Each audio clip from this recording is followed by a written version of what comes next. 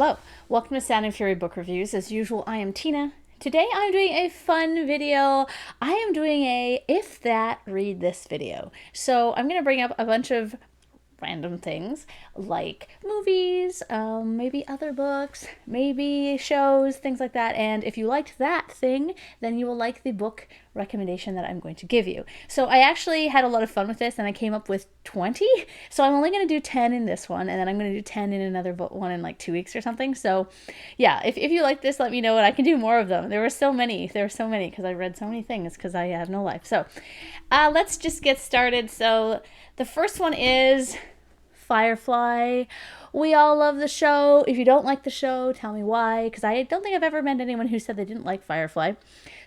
So I have a really good recommendation for Firefly, and that is 10 Low. I have talked about this recently on my channel because I recently reviewed the sequel, Hell's 8, but this book is really fun. So when I was younger, I watched Firefly probably more than it was like healthy, and so I know a lot about the show, and this book really reminds me of it in terms of the planets.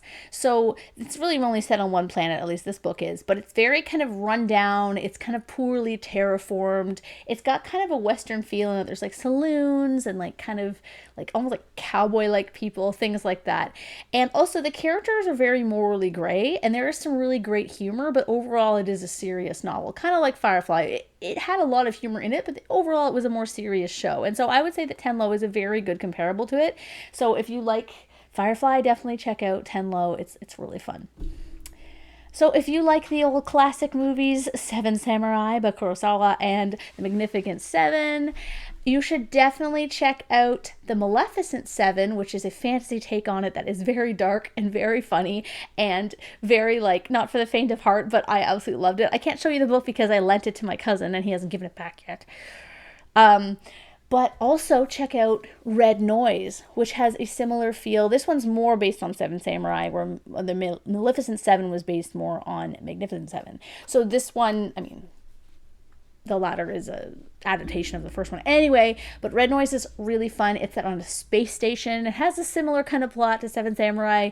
This random woman, she's a miner, she shows up at the station looking to sell her stuff, and then there is a whole bunch of bad gangsters there causing trouble for the locals. So she decides to kind of put her foot down on that situation, and it's really, really fun. It's really fun. Let's see. Next, if you like movies like, this was an old movie, but like The Kingdom of Heaven, or any kind of movie with like medieval kind of feel to it, Eight Pointed Cross by Martez Fennick. I've mentioned this on my channel many times because this book is amazing, guys. It's amazing. If it's a chonker. It's a historical fiction. If you love anything to do with the Crusades, this is kind of coming out of the end of it. I can't remember the time period, but it's kind of within that time period. Not the early Crusades, but like the later, kind of getting into the Renaissance kind of idea. So yeah, it's really, really good. It has fantastic characters. The characters talk in a way that you think would feel like it's anachronistic, but it works because it's almost like a, hey, this is kind of what it would feel like back in the day if they were talking casually. So it doesn't have that kind of stiltedness that a lot of historical fiction has. The battle scenes are amazing. I cried like 9 times in the first book, and the trilogy is complete, and it's all about the Siege of Malta, which was a really exciting time period that I hadn't heard of until I read these books. So yeah, if you like medieval history, definitely check these out. If you like Predator, specifically if you like Alien vs. Predator, or if you like the recent Prey movie, I recommend reading the Alien vs. Predator books from the 90s. So Prey is the first one, and it is essentially what you think. It's an Alien vs. Predator novel, and the third one is great too. There is a second one called Hunter's Planet by a different author, and that one is fun, but it's a completely different tone than these two, and also features like the same first scene as this one, just written differently. So I highly recommend you just check out these two, and then if you want to read Hunter's Planet, because there is a part where predators fight a T-Rex that is like kind of amazing. So if you want to go to that, you can, but I would consider these two like a duology, and that third one kind of just like a random. It feels almost like a fan fiction of it. The tone is different anyway. I love these books. I absolutely adore them. So yeah. If you like Mass Effect, if you like Pokemon, if you like Transformers. I highly recommend checking out the Chilling Effect trilogy. Chilling Effect is definitely more of the Mass Effect vein. We have an alien-human romance. We have a lot of really fun alien creatures.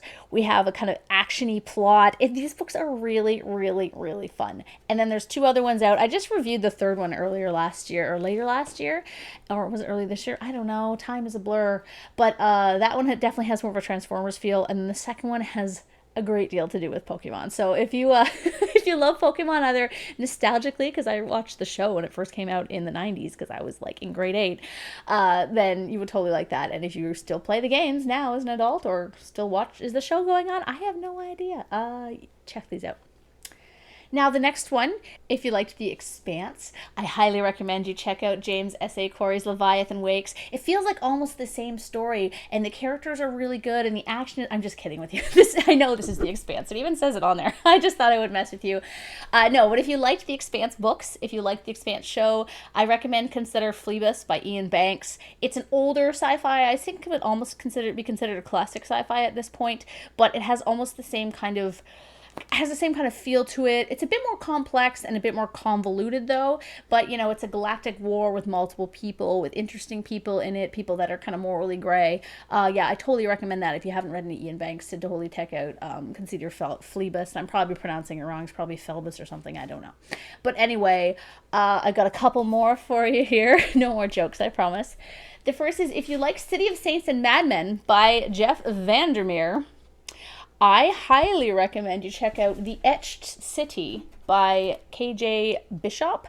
This book is wild. It is very lush. It has an interesting city in it that isn't the same as Ambergris or however you say it. See, I can't pronounce anything. But it has a similar kind of feel to it. The story is nothing alike, but it just has a similar tone and a similar kind of richness to it, a kind of weirdness to it that Jeff Vandermeer is really good at. And I highly recommend this. This is like not a very commonly known book. I don't even know how I found this book, but it's really interesting. So if you enjoy hiking, like, you know, hiking in the woods or hiking on trails, there is a really, really good nonfiction book called On Trails by Richard Moore. And it's all about kind of why we've carved out trails in our world, how what trails can tell us about our society. It's really, really good and really, really fascinating. So if you have an interest in that, I highly recommend you checking that out. It came out about 10 years ago. It's an older book, but it's really, really cool. If you like Pride and Prejudice, which I love, then this isn't really a kind of a similar to, but this is actually an adaptation called Longborn, because that is the name of the house in Pride and Prejudice. If you are a fan, you should know that. I'm kidding. And this is basically told from the servant's perspective. So it's really interesting because it has the main story of Pride and Prejudice, but most of the book is about the servants and their separate kind of life that they live while being servants. Because in the movie and in the books and stuff, you don't really see the servants. They're there, but they don't really get any kind of focus or interest. And so I really liked that this was kind of, it's almost like a historical fiction in a way as well. Like it's obviously takes some liberties because it is fiction, but it's really quite good. It's got, the ending is a bit kind of an interesting take on Pride and Prejudice, but I really liked this adaptation. I thought it was really interesting, and I haven't read it since it first came out, but also it's a beautiful cover. And I have one last one for you. So if you liked Star Wars' Andor, which I really enjoyed. Actually, what's funny about Andor is that I started watching it. I got like an episode and a half in, and I kept falling asleep. I tried it like twice, and I'm like, okay, I give up. So then finally my husband and I are like, okay, fine. We're going to put it on the background because we feel like we should probably watch this, and we're going to play Minecraft because we're dorks. And, you know, we're playing it. We've got 2 TVs in our basement set up side by side for this purpose. And then by about episode 4, we both got really into it and stopped playing and started watching it. I don't know what it was. For some reason, for us, it took us a while to kind of get into it. Anyway, I really, really liked it by the end. I was like so upset that when it was done, I was like, no, I was just getting really into this. If you liked Andor, Ancillary Justice, a book that I just talked about with the one I reviewed, Translation State, from the Imperial Watch trilogy.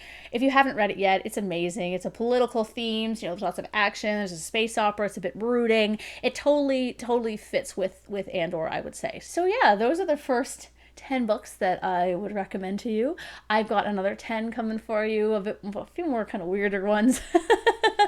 coming in a couple weeks. So I hope you like that. If you want me to give you a recommendation, I can try. So send out some of your favorite movies or other random things you like to do, and I'll see if I can find a book that I've read that can match it, because I'm not going to recommend to you books that I haven't read in case they're totally wrong, but I could definitely, given these shelves here and the two others on the other side of the room, I've got to have something, right? So yeah, thanks for watching, and I hope that was fun.